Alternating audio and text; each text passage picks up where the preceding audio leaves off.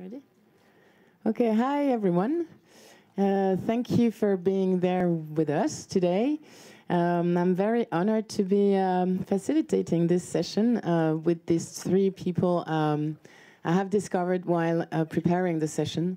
We'll be talking about social innovation, and I would say that the word that is the common word that these people share, Justin, Petra, and Antonio, is that they are makers. So we're here to talk about social innovation in what it is, but then how to do it on your everyday life. So just a brief overview of who they are. Petra is coming from Sweden.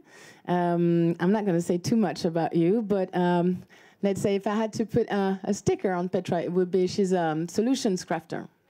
So she's an inventor with both a history and both a background from sciences and from arts. And so it makes her like someone who is dedicated on what kind of future we are going to create for the next generations. Antonio, who's there, who's coming from Spain. Well, you're coming from Spain, but the three of you have traveled a lot. They have traveled a lot. Antonio is has a background as an architecture, and I would call you like the social innovation startup. You have actually what Antonio has done is just to start working on solving problems about social innovation and about sustainability, and then while solving them, he discovered some others. Then he pivoted in order to solve the others. So he keeps on doing that. So that's why I would call you like the startup today, apart from the fact that you're only 26 years old. And then Justin, who's very far ahead and who's the hybrid guy of the of the team, having worked both inside companies and outside companies, trying to focus on let's say parts of the companies or the society that are still vulnerable, that are not very strong yet, but seeing them as opportunities to invent something new. So my sticker would be being a bridger. While we were preparing this session, we were thinking, okay, the four of us have, well, I have not presented myself, by the way. I am Sabrina Murphy. I work at BNP Paribas, and I'm head of intrapreneurship. And I founded the first accelerator for intrapreneurs inside BNP Paribas. Intrapreneurs are people who are entrepreneurs inside their company. So they are inventing new activities, new products, new services, but they remain inside their companies. So they are being actors of the future of their companies. So that's my job. And I am an entrepreneur because I'm an entrepreneur. I created it the entrepreneurial way. It was just a dream 3 years ago, and now it's reality. And we have supported over 40 people inside BNP Paribas, and we're getting international right now. So that's what I do for a job. Back to the session. When we were preparing it, we were thinking of you, actually, because we're here because we want you to let's say, be happy when you are be inspired when you leave the room. So actually, we wanted to start with why you're here. So I don't know where the microphone is, but if you could help us try to, because we have so many things to say and they have so many things to say that, well, it will help if you can tell us what your expectations are for this session. Why did you choose to be here right now?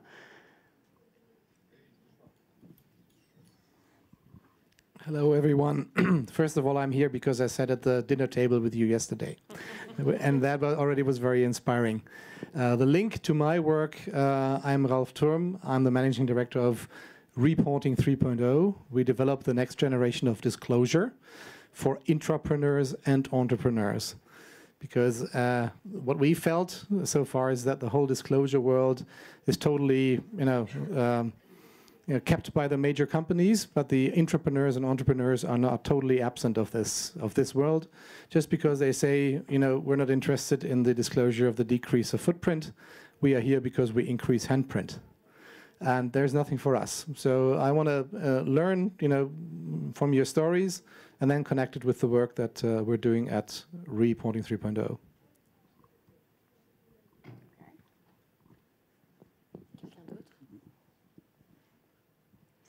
Were you all there yesterday evening at dinner? Someone else.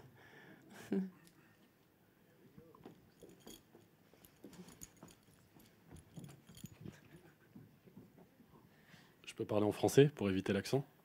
I will speak English, French, sorry. I'm very interested in that topic because I want to know where the idea of starting something comes from. It sounds so easy when you talk about it, the way you've done things. So I think it's a little bit more complicated to set up a new company and have a full-time activity afterwards, because I know that there are many entrepreneurs in this regard. And so I would like to know how you can live on that. Is it viable? There are also economic issues. How can you survive in that? Because it sounds so easy. And I would like to understand how you can make it, to make it a reality and be able to live on it and then transmit it later.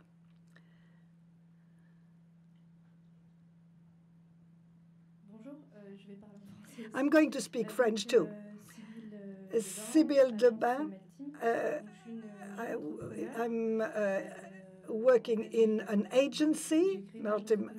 I have a communication agency which I try to develop, bringing a new meaning to it. So I would like to know whether I am leading the right actions to go to the very end of that social approach. En fait, oui, c'est déjà créé. Yes, it has been set up, but it's by developing my idea that I noted that I could be CSR labeled, because we work on the professional integration of a fragile public, various fragile publics, like isolated aged people or people in some areas where youngsters have problems, especially to be heard.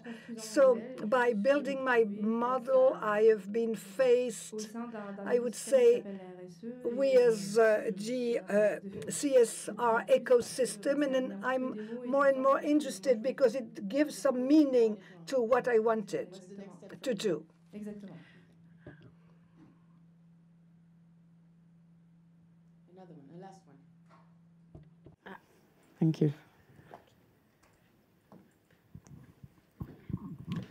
Aussi pour l'accent, je parle en français.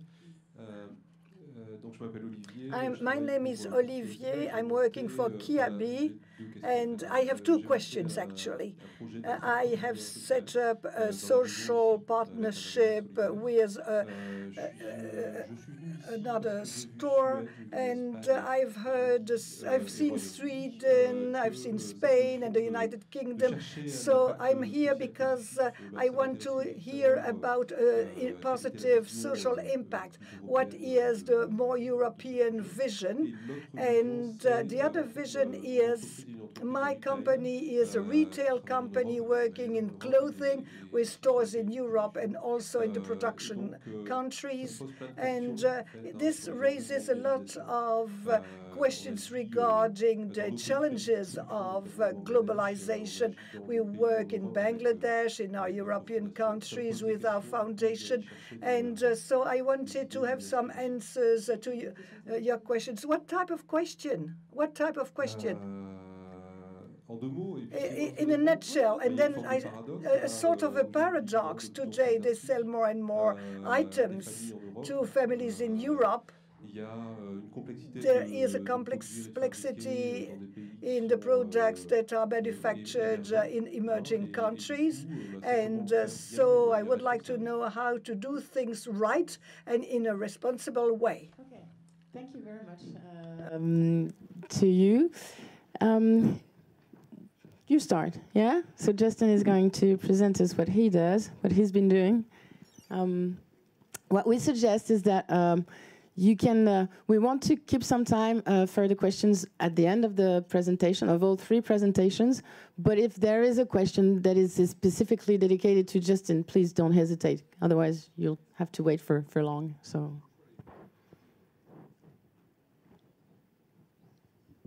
First test. All right, good.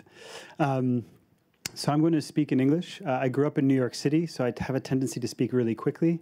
So feel free to raise your hand or throw something at me if I'm going too quickly. Essentially, I mean, we had the introduction, and thank you, Sabrina, for that. But I wanted to just start with a little bit of sort of how I got here, which will be somewhat to your question, luckily. Thank you for that. Essentially, I started as a strategy consultant. So it started with coming out of university. I had a passion around what we didn't yet call sustainability, but around conservation, sort of the green hippie tree hugger in English, if you like. But then needed to pay for university. Had, you know, in America we get big loans to pay for that, so I needed to get a proper job, and so went into consulting and essentially was working with companies on key commercial strategic issues. So that was sort of where I came from.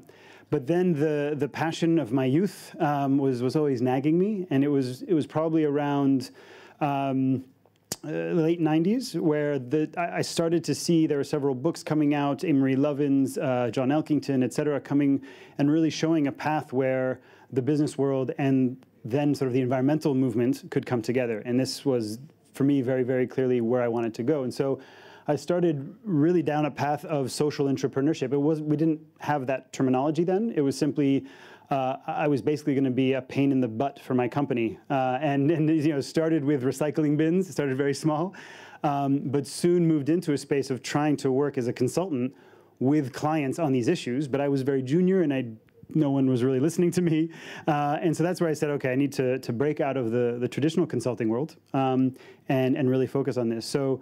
Started to work various paths. To your point, it wasn't always clear. I quit my job, moved to Costa Rica.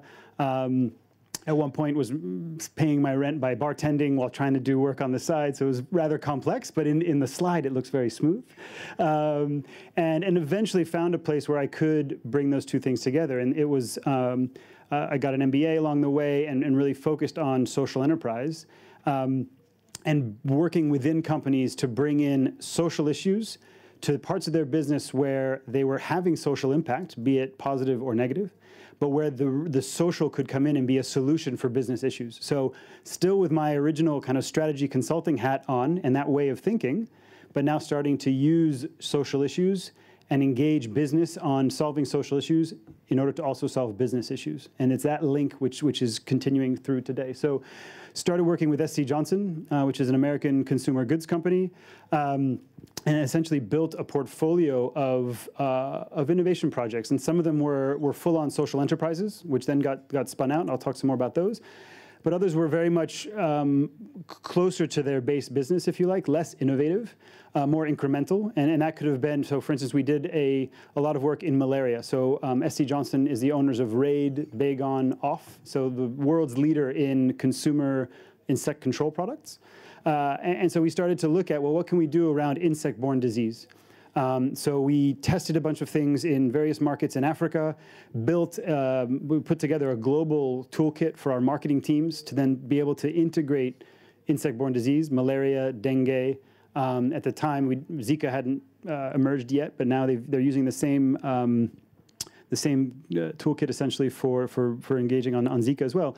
That brings the marketing budget into play with a public health issue. It builds brand equities, and we tested it, you know, in very typical marketing ways. We tested the solution in terms of what it can do for brand equity, but at the same time, we're working with ministries of health to make sure that in the WHO and others, to make sure that we had the right malaria messaging there and that we were being responsible with that messaging and not fear-mongering, but at the same time getting the right message out. So again, it's bringing, you know, what were the assets of the company and what were the issues that we wanted to engage. That was a fantastic job. I lived in Nairobi, building these businesses, working across Africa, very much in the field. And then for those of you who are maybe towards the beginnings of your careers, be careful when you get promoted. So I got promoted, and the next job, which was the better job, was not at all the better job. So now I was in an office. I was working at a very, sort of boardroom level, if you like, and it was still interesting. I was working on how do you bring strategy, innovation, and sustainability together. So fascinating work. Ended up worked with Puma and headed up sustainability strategy for Puma. So working in the apparel industry now.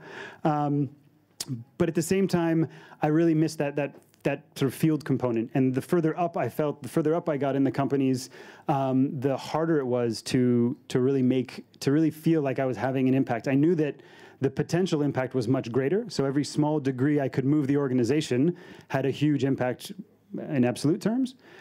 But at the same time, my enjoyment of the work was dropping because I didn't see the ball moving very quickly. And patience is not a virtue that I have. So I was getting a bit frustrated with that and ended up leaving kind of big companies and working with a small scale-up energy company in the UK, and then a startup with a friend in Spain, actually, in the fintech and micro and small business world. And then now I'm spending most of my time consulting. And so, to come back around, I'm essentially wearing two hats today. One is Azao, which is an inclusive business and social innovation consulting firm, which I'm the GM of the UK business for Azao. The other is as a founding member and the UK catalyst for the League of Intrapreneurs, which is very much a peer-to-peer learning community of people working inside large organizations for positive change. And so we show up to the league as individuals, and everyone I work with, if you like, with Azao are the organizations. So sort of supporting change makers inside big companies as individuals with the league, and working with large organizations via Azao, essentially. And that's sort of where I am today, if you like, and to some degree how I got there. Here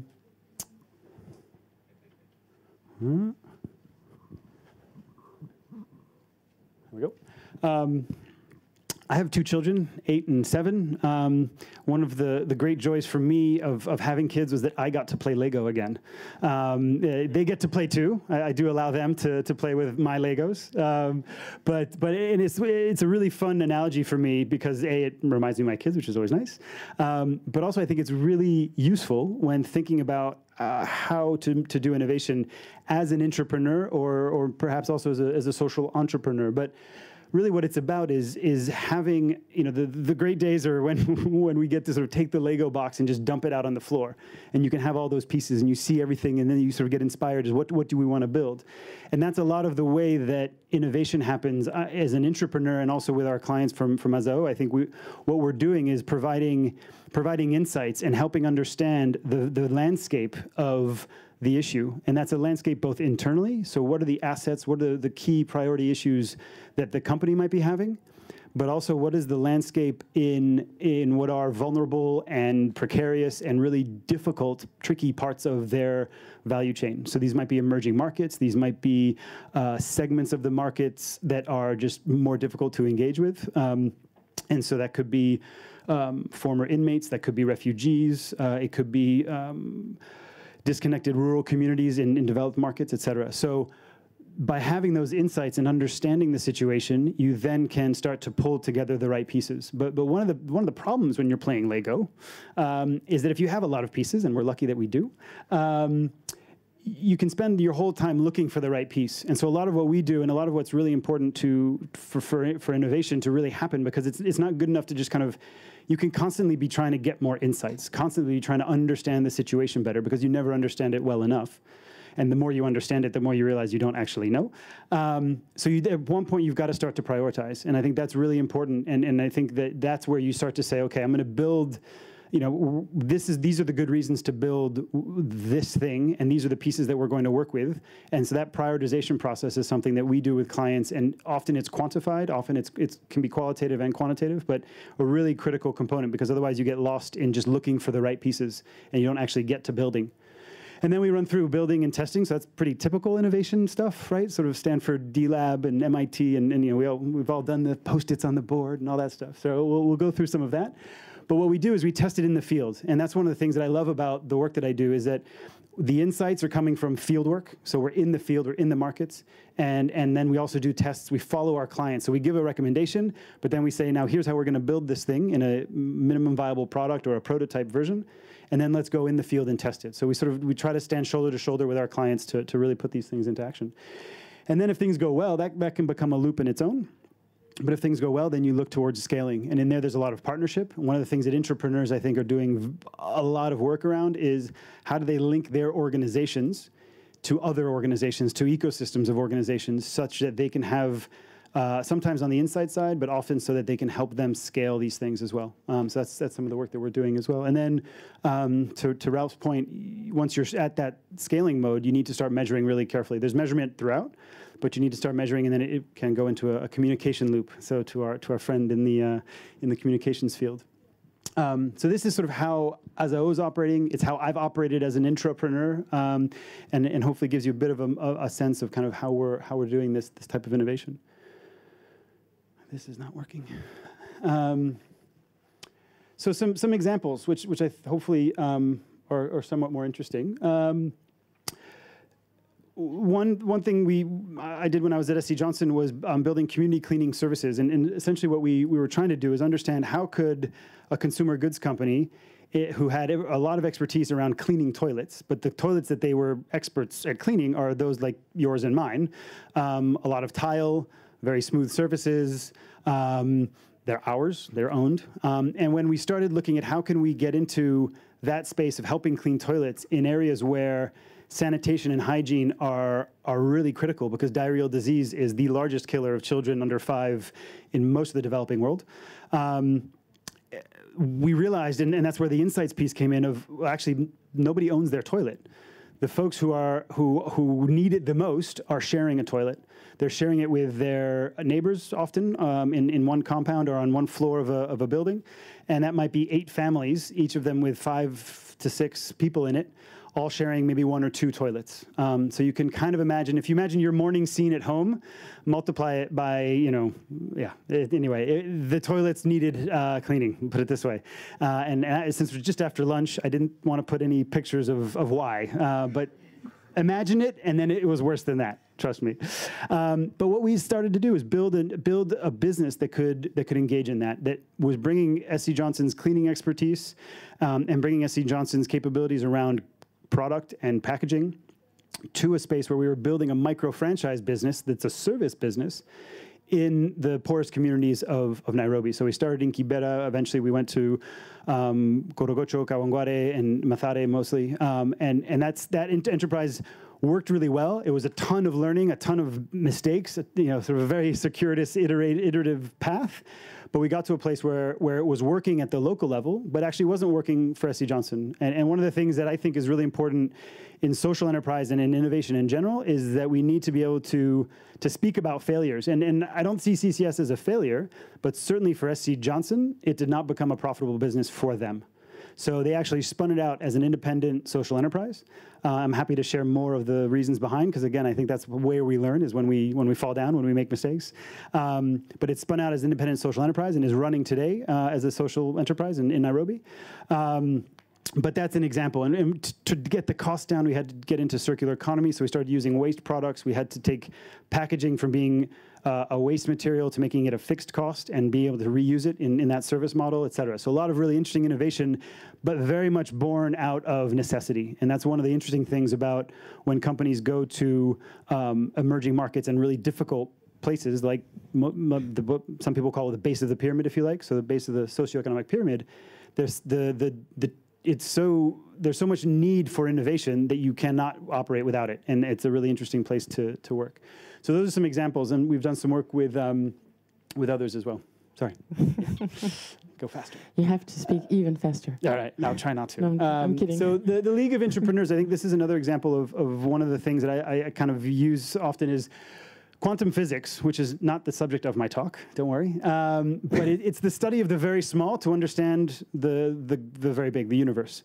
And it's a really nice sort of metaphor, again, for the way that we work. And I think it's a nice metaphor for the way that the League of Intrapreneurs and intrapreneurs work, essentially. And I'll just jump to the kind of 2 points around around the duality of social and business. And they shouldn't be, they're not binary anymore. And that's, I think, what's interesting about the kind of analogy with quantum physics is that light can be a wave and a particle. Business should be a business and it should be social. There shouldn't be a duality. It shouldn't be separate. And that's what we're really working on. That's the end game. Most companies are not there, but that's where we're trying to get to. And then lastly, the uncertainty principle, which also comes to my next slide and last slide, which is one of the really critical things about innovation. One of the things that I think intrapreneurs do really well, but also entrepreneurs for sure do really well, is being comfortable with uncertainty and also being comfortable and humble enough to say, I don't know. I have no idea how we're going to build a business in the slums of Nairobi that's going to help clean toilets. Or I don't know how we're going to improve the way that we work with smallholder farmers in Rwanda. But by asking the hard questions, by asking sometimes dumb questions, we often find that you start to build those insights. You start to get an understanding of and start to see the way forward. So it's that humility and understanding and being ready to ask those dumb questions. And I think Sacha Baron Cohen is for me, one of the great examples of doing that. And often it helps to be the outsider. It helps to be the outsider sometimes within the company asking difficult questions, but also when we go into markets as well. So this is another aspect of innovation and social entrepreneurship, which I wanted to bring to the table, if you like. So with that, I conclude. Thank you. And one of your expectations today is how you connect with people. So feel free at the end of the talk to come and talk with Justin. Petra? Or is there a question about this right now? I have questions. This doesn't seem to work, no. Well, actually, I would ask, how do you speak about failure? Because talking about failure is fine, but how do you speak about failure? The way you speak about it. So maybe this is one topic for after. Another one would be about the ecosystems. You mentioned the importance of working in ecosystems, being important for entrepreneurs or for intrapreneurs. What could you recommend? And I have one last question that would maybe, and which would be about the difficulties. Well, which is there is a link with the one about failures. But then let's bear this in mind. How do you do that? I mean, for real, in real life. Yeah.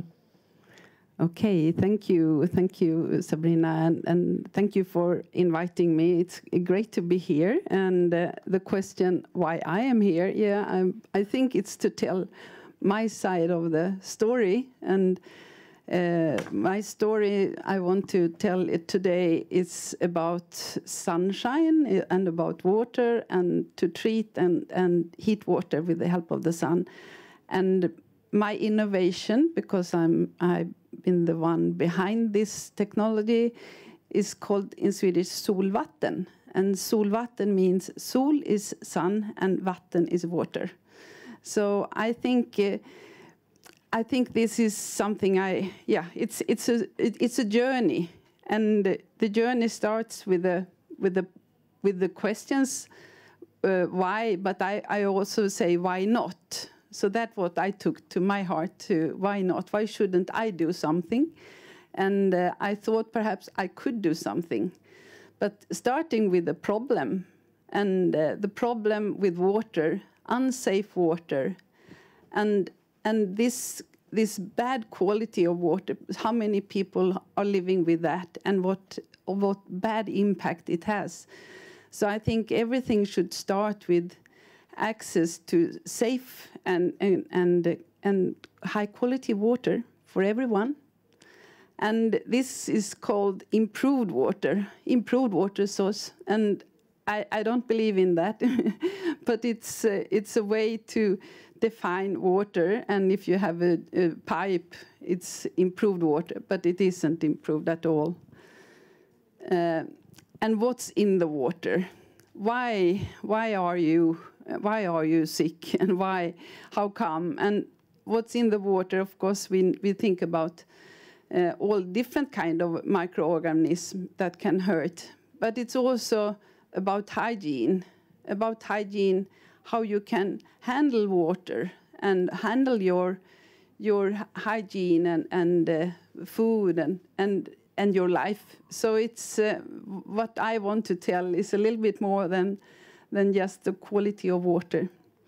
But one thing is that a lot of prevention, perhaps it's not always to cure, not always to look at how to treat, it's to prevent. And prevention to look at, for example, intestinal worms. I think it's more than 2 billion people around the world that are suffering from intestinal worms, and mainly children. And that is something that really hurts because it's not a big issue. The big funding comes to the big diseases, but with suffering there is not so much of financing opportunities. And I think that would be a dream to see, could we really be part of reducing the pain and the suffering from intestinal worms? It's so much included in that question and that challenge. We looked we always look at the areal disease. Of course, there are so many cases, as you said, Jeff. It's so obvious, but it's also to look at, for example, hygiene diseases as eye infections or skin infections that we have been to show with Solvatten that it has an impact, has helped you. So, but back to the source, what's the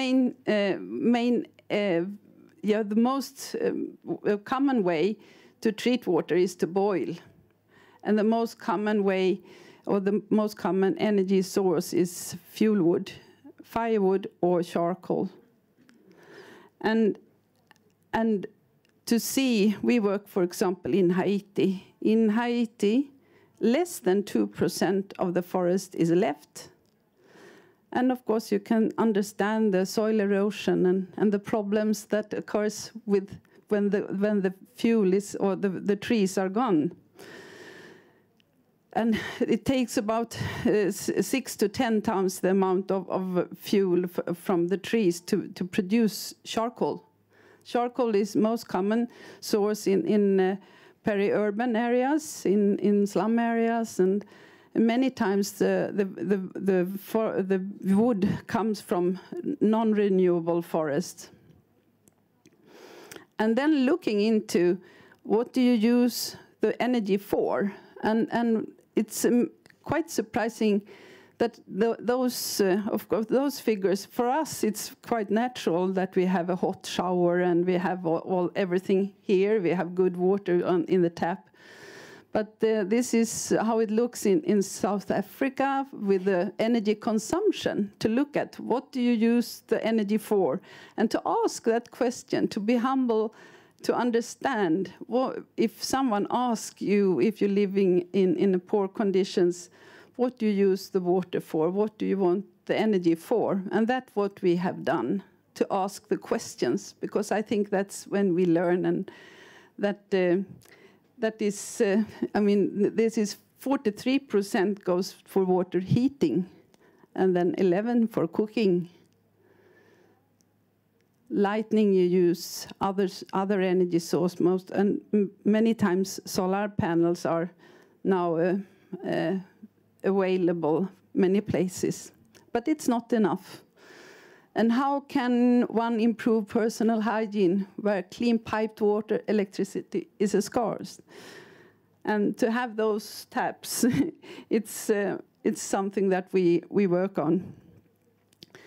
And why I am here, as you said, have some background in research, biochemistry, but also most of my life as an artist. And I have 4 children and I have 6 grandchildren. And that makes me believe in what I do today must be something good for not just tomorrow. It must be good for next generation. And that is what I think about social entrepreneurship. the values we create, the visions we have, you have to include. It's not something you can just add on your company. You have to be part of you. And yeah, this is about dignity. Perhaps everything is about dignity and humanity, and what we see, perhaps it's most of all about giving time to women. This is Solvatten, and it's a 10 liters container. You fill it with dirty water. You put it in the sun. You open it up like a book, and you put it in the sun, and you let the sun shine. Couple of hours, it's fine. Yeah. Okay. Yeah. So you find a good angle to the sun, and the sun does the work. So it's no chemical added, and in a couple of hours, in Kenya, for example, 2 hours, the water is safe and very high quality, highest quality what WHO has recommended, both for parasites, viruses, and bacteria. So it's quite amazing. So people really accept the unit. We have seen, so yeah, thank you. We have now been out for 7 years in the field, and same units are still in use. So I think with solutions like Solvatten, if you look at the problem and if you can give a tool to the people who owns the problems, not sit here and invent something.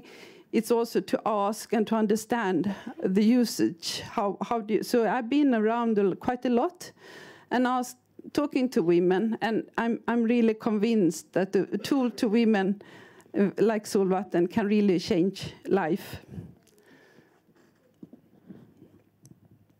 And it's a lot of use of the clean hot water. But one thing we saw in the refugee setting up in Kakuma, where the mothers with their malnourished children were standing long queues to get some powder, some nutrition, and then they went back to their places where they lived, but they didn't get access to energy, just 1 bunch a day, and that should cover for the whole family. And the little baby who was not well, or the child was not well, still was undernourished because it was not given, the whole solution wasn't there. The water was not safe, the water wasn't there, and the energy wasn't there. So to see that ideas can also grow, and to see different kind of usage. And of course, to start early when the mother give birth. That's the most important part of life.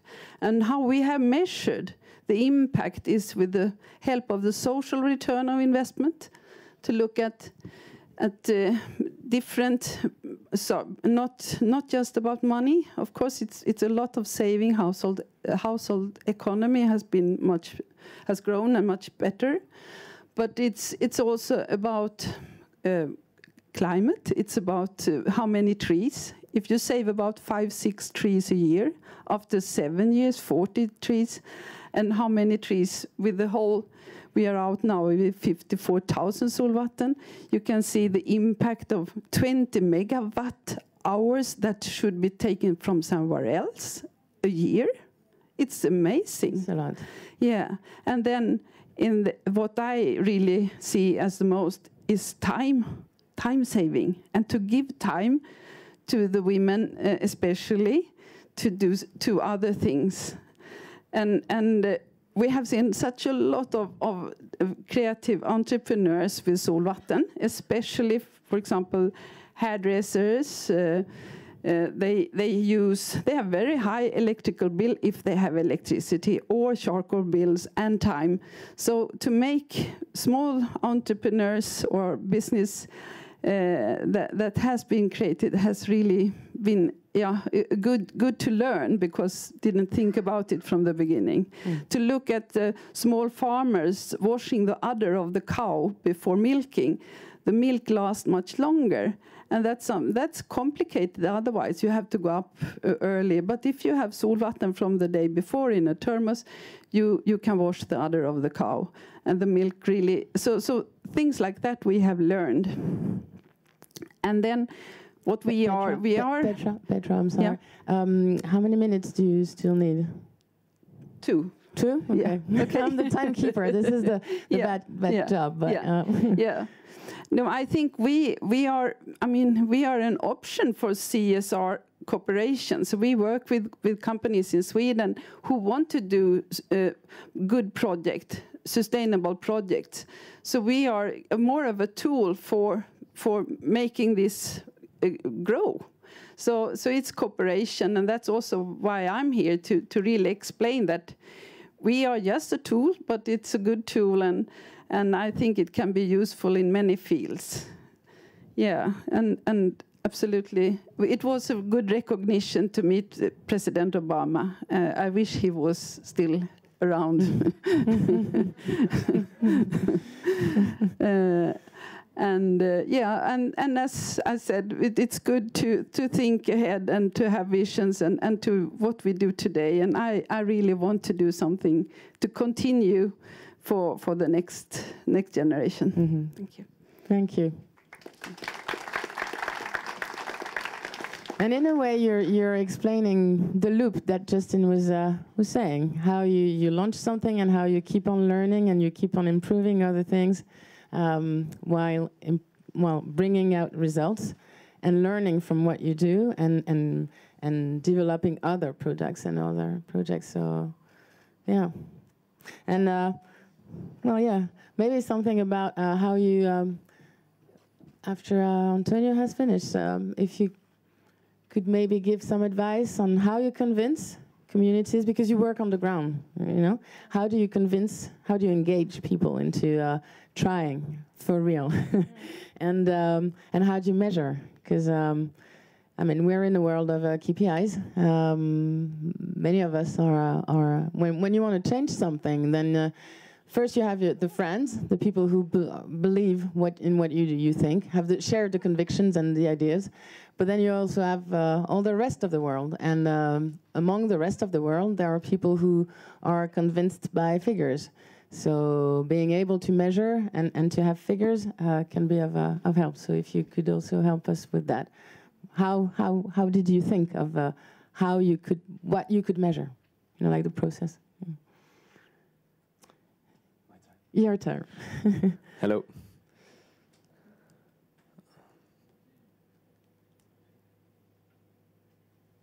They warned us, yeah. That's normal. Hello, so thank you so much for inviting. It's a pleasure to be here today. It's a great honor. And well, I'm going to try to be very short, although the presentation has lots of slides, but it's going to be very, very, very agile. Basically, I think, as Petra said, the story of this project starts also with a personal experience and with discovering a problem that I didn't know existed. I spent most of my free time during my studies, during my career, traveling around and, well, getting involved in different social projects in Peru and Cambodia, and mainly in Ethiopia, where I spent 2 years coming and going and building a hospital, because I'm an architect and I was supporting an NGO build a hospital in the Afar region in the east of the country. And basically what I discovered there was a reality that Petra has told about, is the fact that people do not have access to clean water. We were building a hospital, but people come into the hospital were people with parasites in the belly because they were drinking dirty water. People with infected injuries, terribly infected. Even we had to send a guy to cut his leg because he had a little cut in the field, but he didn't have water to clean it up every day at home. So it ended up as a mess. Even people coming to the hospital because they were malnourished because there were no rain, so there were no food grew up. So water was behind most of the problems of the people coming to the hospital where we were building it. And well, then I discovered well, the reality that 700 million people lack access to clean water. And I did so by facing the problem itself with my eyes. I want to share just one of these experiences in Ethiopia. In a little town in the southeast of the country, in the border with Somalia, in Gode, it's a little town. It's just because in one of these trips, I took some pictures. I never take pictures, but I decided I was going to take pictures to tell people how people live in these places and how water affects their daily life or the scarcity of water. So this is just 2 days with my phone taking pictures. It's not a very deep documentary. But the reality here is that there are children everywhere. There are kids everywhere. The birth ratios are super high. And basically, children are the labor force. They work in the housework, and they do most of hard things for families. And one of the things they do is fetching water every day. 75% of times it's women and children, those who have to look for water. And this image is, as I said, is just 2 days walking around and taking pictures. But you can see always women and children, traveling to find water somewhere. For example, this kid Abdu, he spent 6 hours every day to get water. He left home at 6 in the morning and came back at 12. So one of the things that happened is he could not go to school because he had to spend his time looking for water. Here, for example, it's a very good example of an irrigation channel where animals drink and people fetch the water to their houses. And this is our reality for most of people in some areas of the planet. Apart from the fact that sometimes they do not have an animal to load the water, so they have to do it themselves the way they can. In this case, hanging it from the head, or however they're able to, just to get water, which is not clean water. It's not even drinking water. So it's a global problem, and it might be surprising, but in China, more than 100 million people don't have access to clean water. In India, around 100 million people too. In Nigeria, 63 million people. In Ethiopia, 43 million people. And along, etc., up to 700 million people in the world. And this affects, as I said, in many ways, the daily lives of these people. 80% of diseases in these communities come through contaminated water. And, well, these are just numbers, but 1,000 kids die every day because of diseases caused by drinking dirty water. So basically, we thought we had to try to help solve this problem in some way. It came as a need. As we saw this problem, we say, okay, we cannot keep doing the same things. This is something we need to get involved with. And, well, basically, in Awara, we're not an NGO, we're not a marketing campaign, we're not a water brand. We're just a social enterprise that exists for a social purpose, exists to make others happy, to improve the world, basically. And yeah, that's kind of a difficult combination, and we can talk about that later. And how do you manage to live off something like this? But basically, we call it the water with purpose. And the idea is we launched a water brand, and the main idea is when you drink Awara, others can drink water. We had the idea of launching 100% social enterprise in the field of water, in the field of products consumption with mineral water. And we wanted to launch a mineral water brand that was 100% social. 100% of dividends of profits generated would be dedicated to fund water projects in countries, in developing countries.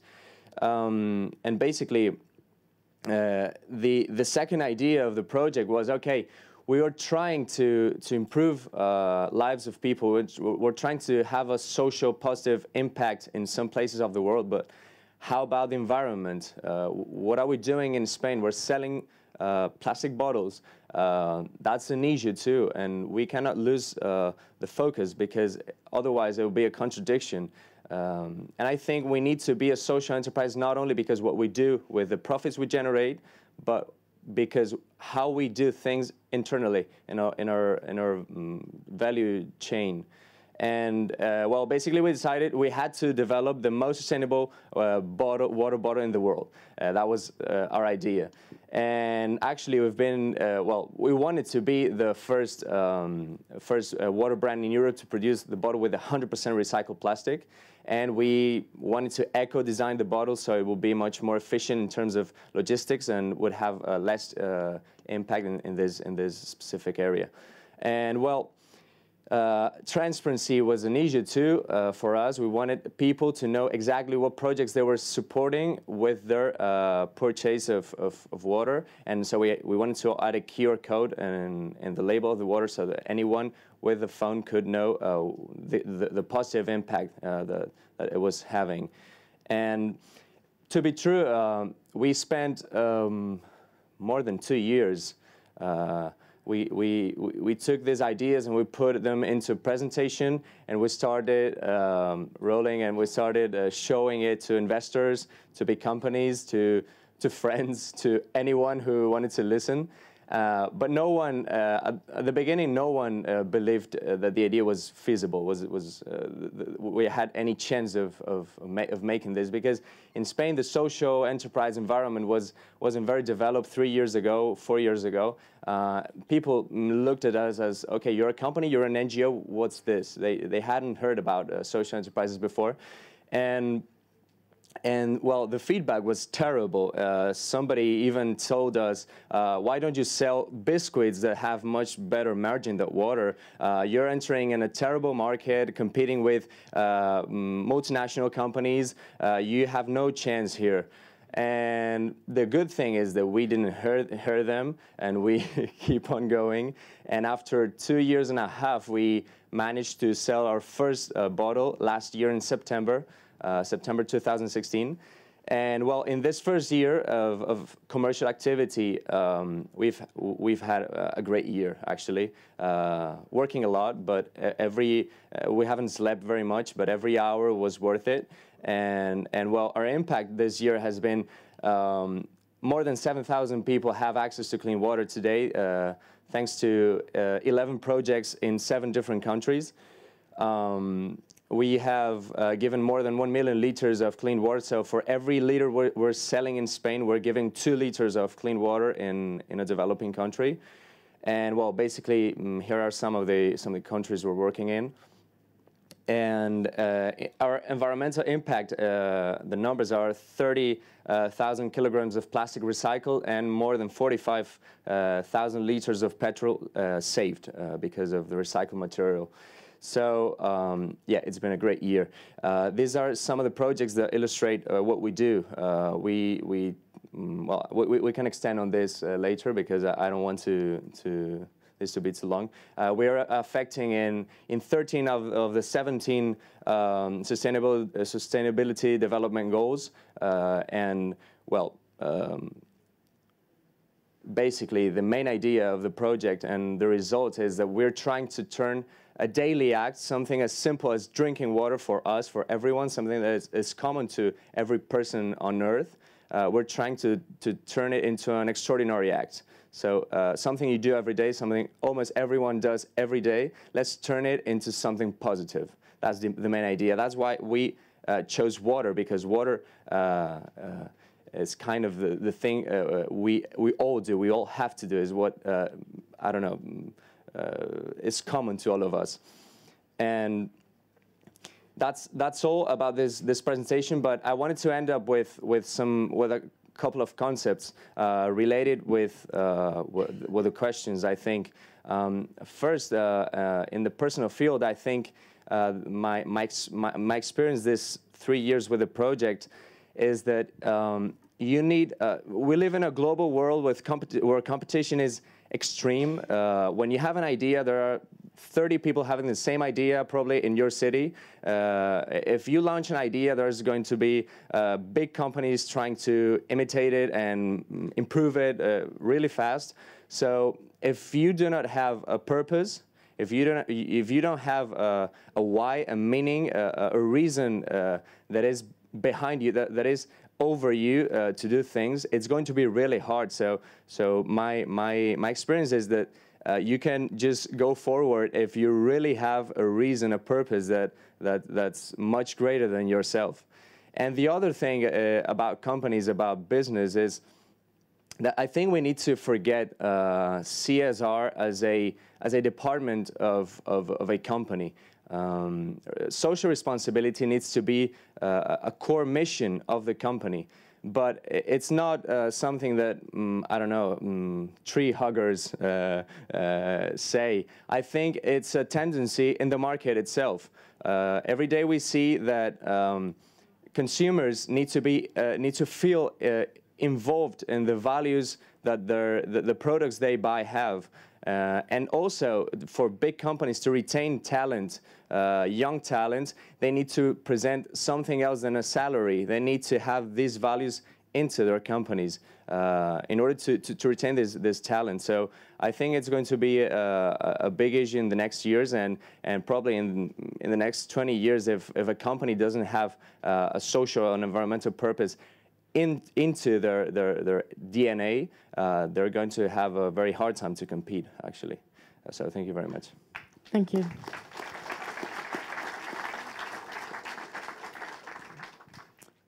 So, do you have questions? Do you want to interact? Do you have reactions, or for any one of our guests? Over there.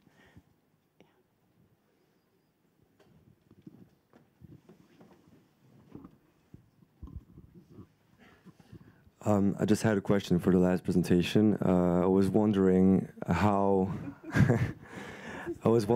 you put into practice. So when you're selling 1 liter of water, you're giving 2 liters of water in a developing country or to people who need it.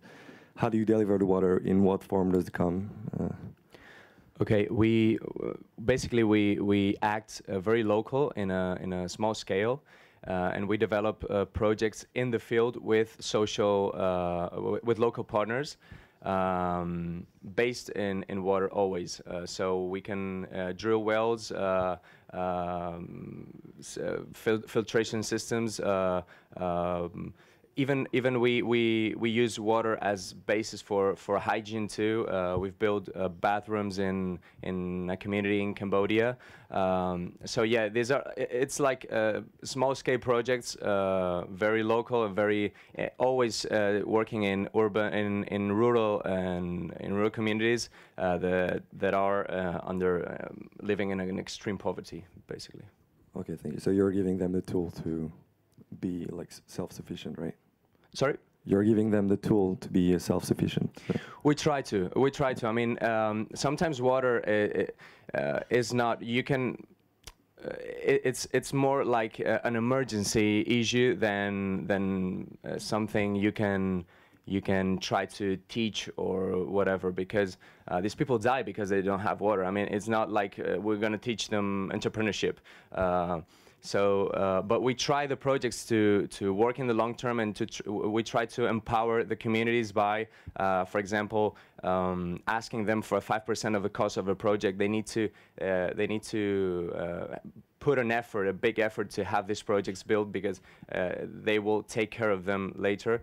And we have the responsibility of following up these projects for at least 5 years. Which is something not very common in the cooperation field, but we think that follow-up is as important as the construction itself. Thank you very much.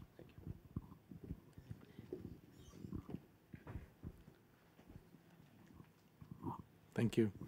Well, Lego and water, that seems to be everything that we need to thrive, right? sort of. My question goes back to the earlier comment that I made around measurement and the idea around how to calculate the total impact of what you're doing. And I think Petra had a wonderful slide where she was saying, you know, here are all the different reductions of environmental uses, so natural capital reduction, social capital improvements, and all of that. And more is now happening to also quantify and monetize and aggregate all that. So I think there is... I would love to hear a little bit more what your plans are with doing more on the measurement side, because I think this is partially your story that you're telling, and not just in you know, in absolute terms, but also how that is actually getting us closer to the idea of a green, inclusive, and open economy. Excuse me, I'm not sure I understood your question. Is it well, you probably have, but is it about how do you measure? What is the process of getting into measuring? Yeah, I'm observing that there is a tendency or a trend towards something that is called total contribution, and it really looks at all the different capitals in use, and also the savings of certain uses of capitals, and that gets us closer to the idea of defining what is actually real success. Okay. You know, it's not just in financial terms. What is exactly real success? Yeah. Okay. And yeah, I mean, how we started was university did a study, the social return of investment study. We thought that's great because it was including so many other impact indicators that really was not on an economical value, but very, very important. And we always follow up with baselines and to see the impact. And what's most easy to calculate, or easy, but it's possible to calculate the savings in the families. What do you save? How much do you save, and on what? If people are buying charcoal, for example, you can see we had a big project in Kibera. Families, they started to calculate how much money, but it was also half the amount of charcoal that normally used to buy to reduce with the boiling cost. And then what I would love is to see the health impact. Could we somehow connect with the small health clinics? Could we see the children not coming there? How many? What kind of indicators can we include? Because that's really what we would love to do. But then I think to have the whole picture, there are things that's hard to measure, and one thing is, for example, the value of a shadow of a tree, because that's so big values. If you look at that impact of that that shade from that tree, if a cow goes in northern Kenya or southern South Sudan, if she has no shadow, she can perhaps milk 2 liters a day. But if she has somewhere to hide, she can milk the double, 4 liters a day. So I think there are things that are hard to measure, but has to be spoken about and included. Yeah. Maybe, Justin, you could give a word about the ecosystem, because it's also another way of seeing what impact you have.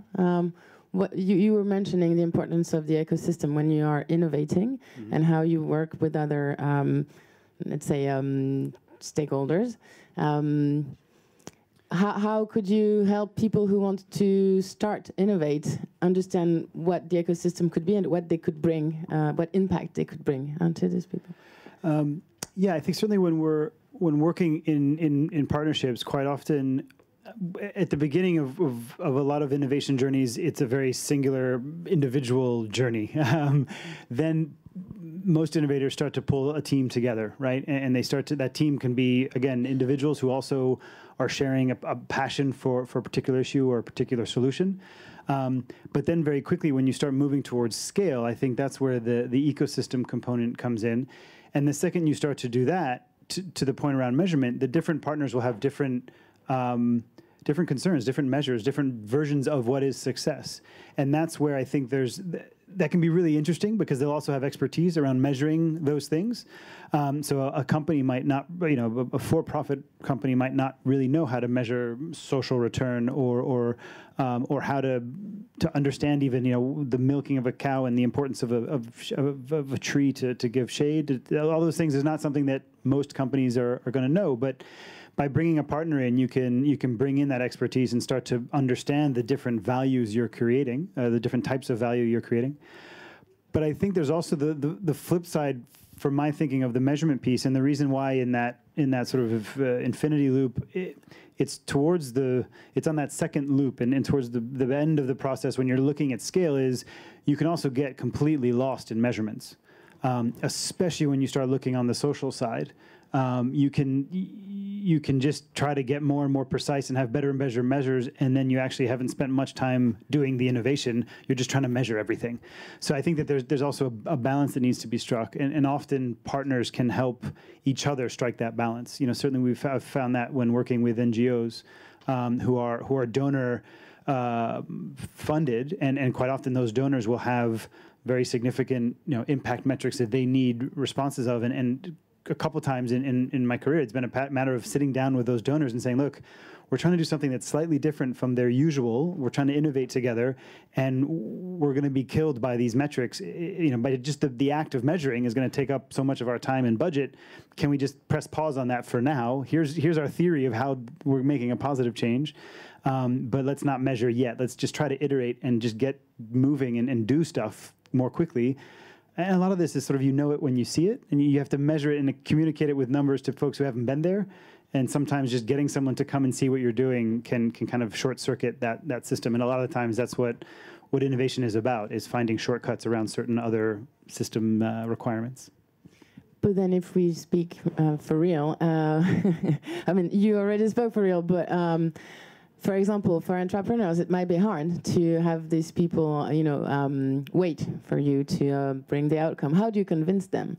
I mean, in real life, what could you recommend to people who are thinking, well, of becoming entrepreneurs or intrapreneurs to deal with this gap between the need for measurement, but also the fact that you cannot only measure? And so how do you deal with people who look by this angle?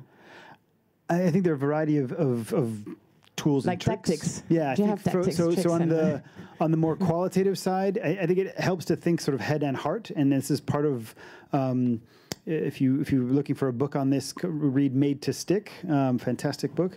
But I think there's a reason that so many of the journeys that you heard today and will have heard throughout the last few days start with a personal story. They start with an experience, because you've got to have that personal connection to it. So sometimes that's the trick. If you need funding from someone for your idea, or someone is acting as a barrier, bring them and come have them experience the thing you're trying to help fix, right? So that sometimes is one trick that can unlock at least time, if not budgets, et cetera.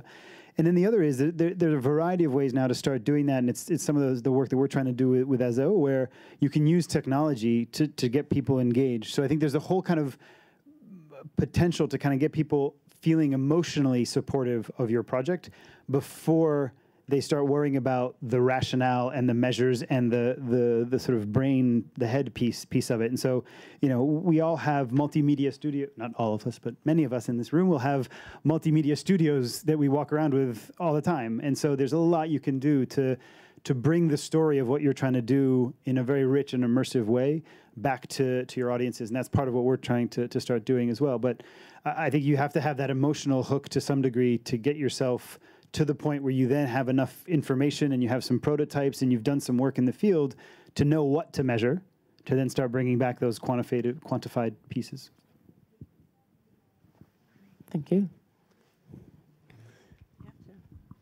I think I have an example of what we're talking about now. We were when we were thinking about measuring the impact.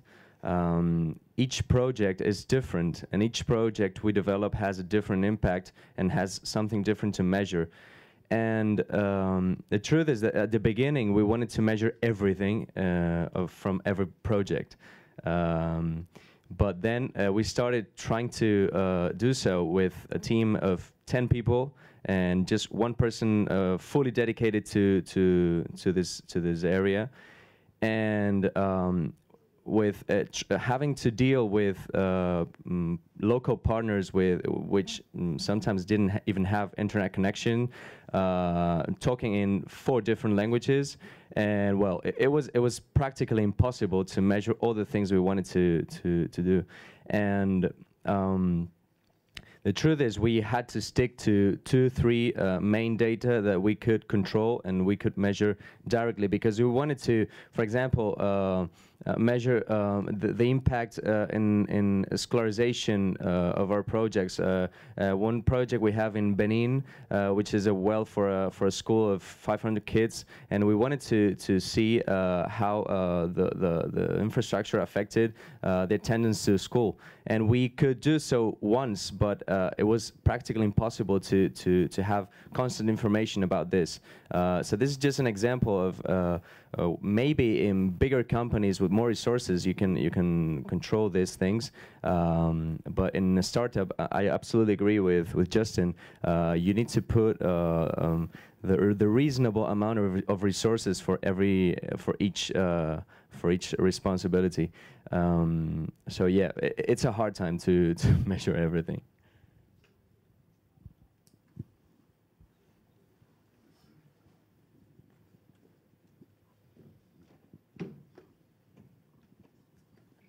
Thank you. I had a question for Petra.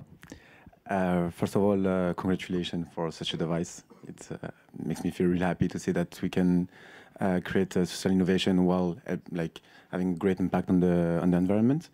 I would like to go a bit deeper in the details. I would like to know what is the price for such a device and the life expectancy, because I guess that the people, the citizens, are not buying it themselves. You are trying to maybe fundraise money, maybe the states, maybe some companies with the CSR. I would like to know, how do you manage this? How do you make them invest for that? So yeah, this is my question. Yeah, that's a challenge. If you look at sustainability, you look, for us, it has been to look for, first of all, the acceptance. Are people going to use Solvatten, and how long time have they? Now we have experience. We go back to places and we meet the same families started 7 years ago, and they're still using Solvatten, the same unit. So we haven't seen the end of life for Solvatten yet. So I hope it can last for double, but it depends, of course, where you are. If it's a storm in the desert somewhere, it's harsher condition. But we have to always find, we have just been working with the most vulnerable people, and they can't afford to buy Solvatten. How we have solved that is through CSR, through companies who want to be part of this. Because we are so convinced that even if we can find microfinancing systems and so, we never reach the people who really need it the most. So I think that's one thing. That it's also that if we look at other organizations, for example, if they buy Solvatten, they look at budgets, and budgets are very sometimes, if you look at UN and the disaster situations, it's very short budget. You look for 3 months. So Solvatten is not an option because it lasts too long. It's too sustainable. And that is something that was really, how can we discuss, how can we think like that? But it costs about, I don't know in dollar, it's $90 one Solvatten, and so it's an investment for a poor person, but for what it produces, it's 6,000 liters a year about, and in a lifetime multiply with 7 or 10. So it's very, very cheap if you look at the price per liter. But of course, it's a challenge to find solutions on the way to the end users. And we think that one way would be the best way, or we used to lend it to people, and then or organizations or small hospitals, they lend it to the mothers, and if they use it, and if they make a good washing stand, and if they look for the safe storage of water, they use it and they can have it as their own after a while, if they can really say that they have learned something. So I think that would be the best if the climate, if the carbon emission reduction could finance Solvatten, because it's so many tons. It's a ton, at least a ton a year, 7 tons. What's the price for a ton? Couldn't that be the help, the financing instrument to because it's the people who are using them who are the climate solvers. So they should really have the profit, not any other companies selling the carbon, carbon tons of carbon. I think, that's why I think we have to find good solutions. Yeah. I think there was someone who rose their hand. No, you didn't? Yeah. If we can share the time, just in case. Voilà, bonjour. Je vais vous parler en belge. I'm going to speak Belgian French. I hope you will understand me. With regard to the benefits of the actions that have been started, no problem with me. What is being done for those populations is absolutely great. No wonder about that. But how about the real appropriation by the population of these actions? It's quite incredible that we're talking today about access to drinking water, while worldwide this problem should have been solved when you see the huge amounts of money that are wasted elsewhere. So somehow aren't we, through all these very generous actions, aren't we trying to fill in a gap of collective actions? The first one was on how do these people, the targets, the users, really get to use on the long term, on the long run, the products. And then there is another question about, is it not a way, what is it about our conscience, and how is the world working for us to be still talking about that instead of just thinking it should be a priority? But is there a question behind that? I don't see the question. Yeah, it's okay. So if we can focus on the first thing, maybe, which is sur l'appropriation. Now, with regard to appropriation, we agree. But at the end of the day, these NGOs' actions aren't there just hiding problems which are much more serious. Actions of NGOs, not only just like ways of fixing things, so that you just don't get bothered, but they're not really changing things. But we need solutions on its way before the infrastructure is there. It's just clear it's going to take generations before it's covers the whole world with good piped water and electricity. So on the way we have to find solutions, but it's governments. It's really governments who are the ones who have responsibility. So we should focus on them. Every time we go somewhere, we have to go to the government and tell, we are here and please be part of our solutions.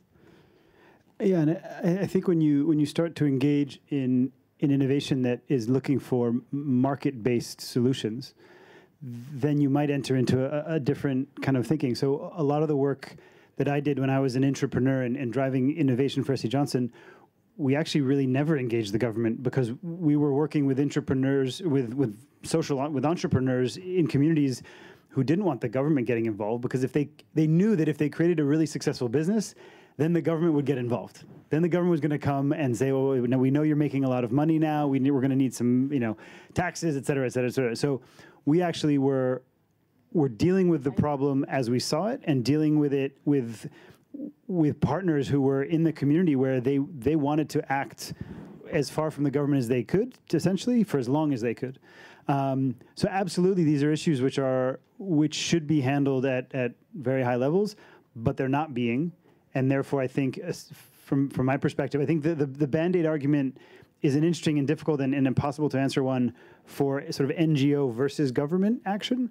But when you start looking at market-based solutions for some of these things, which I think there are aspects of that in everything we talked about, then to my mind, that kind of disconnects from that issue. And you start saying, like, okay, well, maybe there are components of this solution which we can solve without the government having to get involved. And we can't wait, to your point, Petra, like, we can't wait for the government to solve these things, because it won't work. So I think that there's, if the market can handle some of these things, fantastic. Let's innovate and have the market do what it can.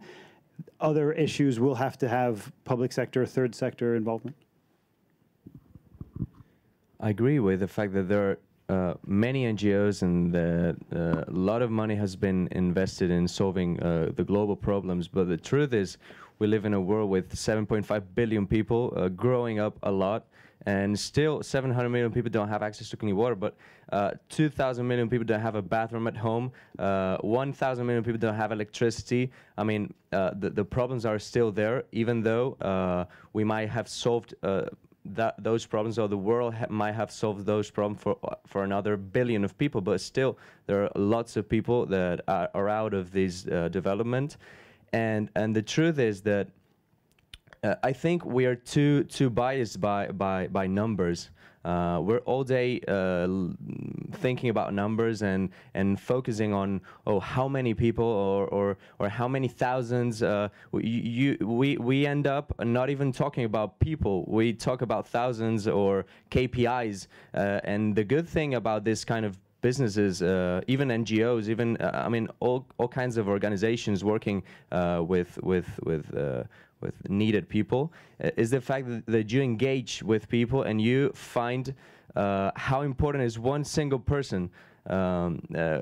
Because sometimes we end up thinking that some initiative just has real impact if some KPIs are matched, etc. But you can change life of just one person, and your work is worth it. So I think connecting again with what we were talking about before, measuring impact. When you cannot measure impact, which happens sometimes because you don't have time or resources or whatever, the best way to engage with your investors or with your clients is coming back to the people. And in the era, in the times we live, where you go to a restaurant because you find a good opinion in Google, why not searching for a good opinion on the work you do by somebody that has been helped by your initiative? That's a way to transmit the good impact. Coming back to the people you're working for. We have 10 minutes left. Go ahead. Oh,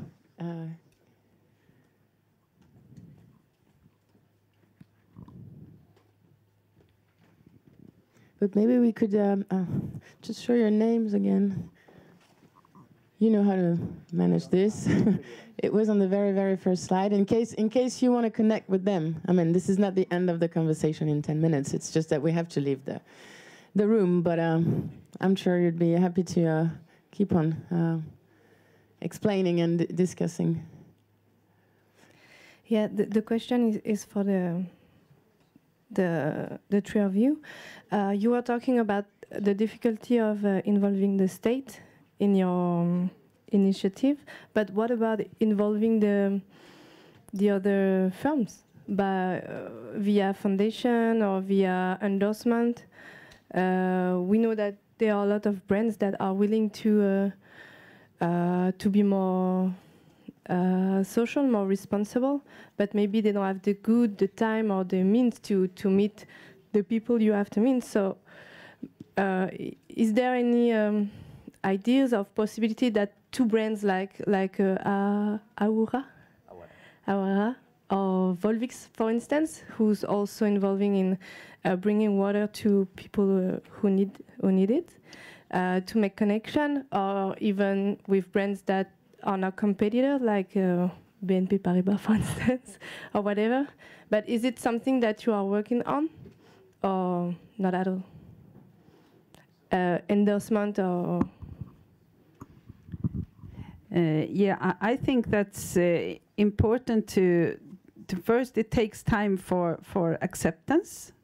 It's much easier to have acceptance among the users than among, perhaps the decision makers in the higher companies. But to see partnerships, that makes it the synergetic effect. If you work with someone, as we, for example, we work with a Swedish coffee firm, and every coffee machine that's sold in Sweden, it's a Solvatten unit. So of course those units goes to the coffee farms in Uganda and Kenya and to the work. So it's a workplace benefit. So it's really something they can communicate and we can tell and we can communicate.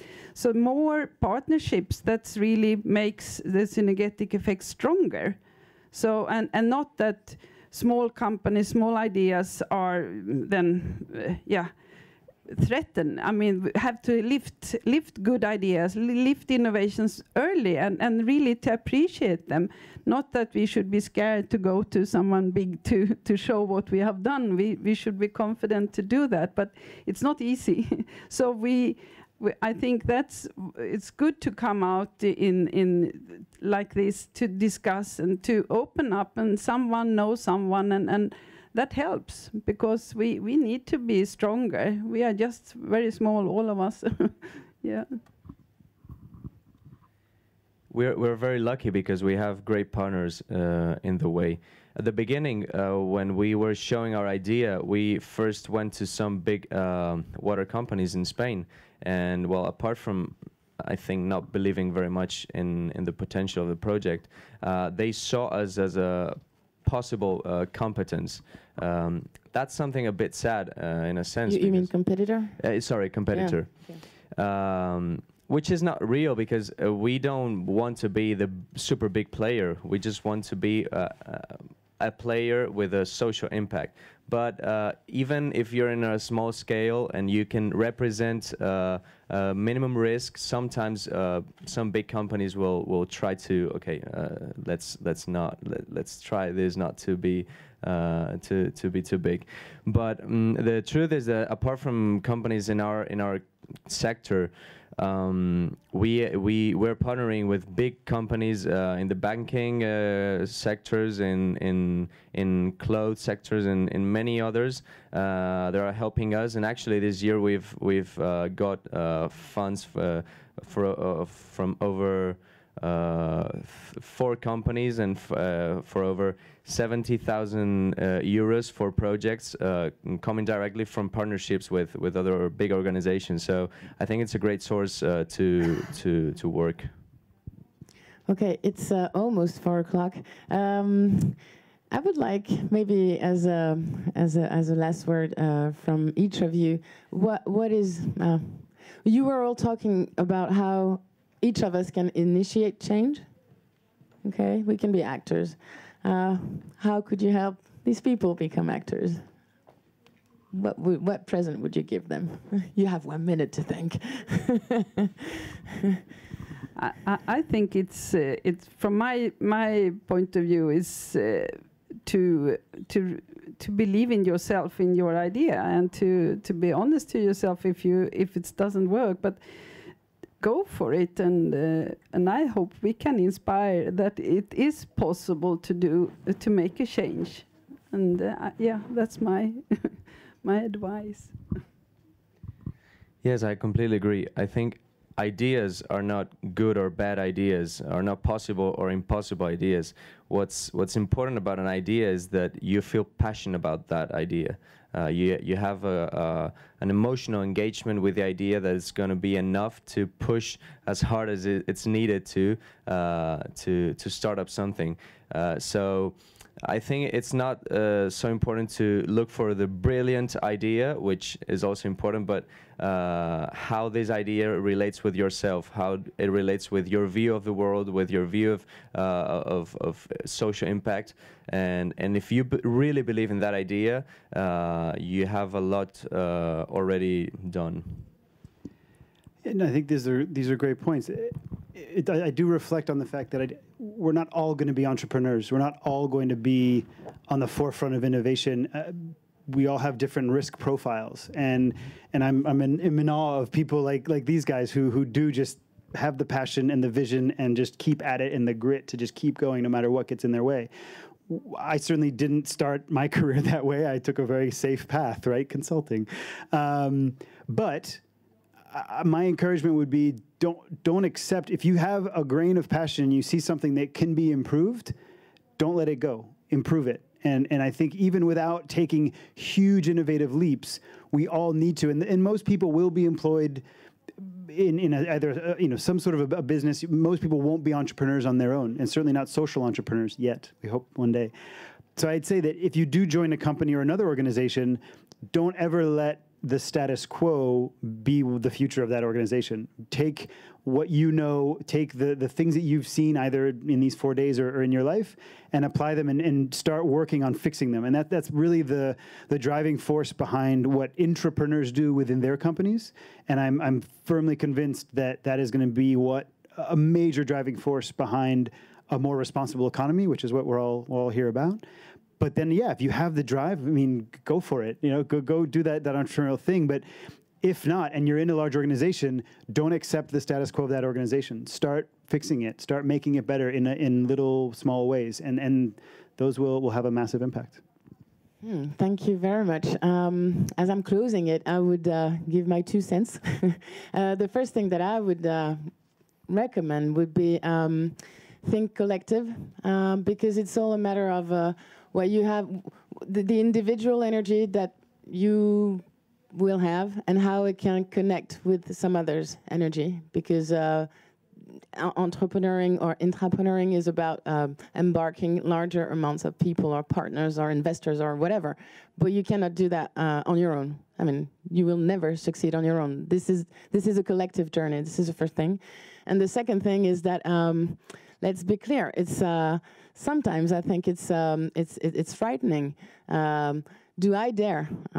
Do I do that? Do I choose to quit my job or to start a new endeavor? This is fear, which is all about. And fear is something which is real. And I think it's important to realize that and to get to reflect on what is at risk for you, and do you feel you're capable to deal with the worst case scenario? And if yes, then just go. But don't deny the fact that this is hard and that sometimes it can be fearful. But just deal with that and learn to deal with that. And each step you make, well, it becomes easier. So that would be my my gift. Thank you very much to all of you. Here are the names. What is your favorite means to be connected? Mine is LinkedIn, so if you want to get into contact, this is Sabrina Murphy on LinkedIn. What about you? The three of you. If they want to keep on talking with you. My name is very unique. I am the only one on the planet, so you'll find me. Yeah, there is an extra Z, but Google will fix it. LinkedIn is fine. And what about Antonio and Petra? For me, I'm more an emailer, but I'm also on LinkedIn, so I will have a look. So if you connect, I'm happy to connect. I'm on LinkedIn too. My name is quite unique too. My father's name is the same, but he's not in LinkedIn, so no problem. And don't forget, please follow us on social media. That's very important. Thank you.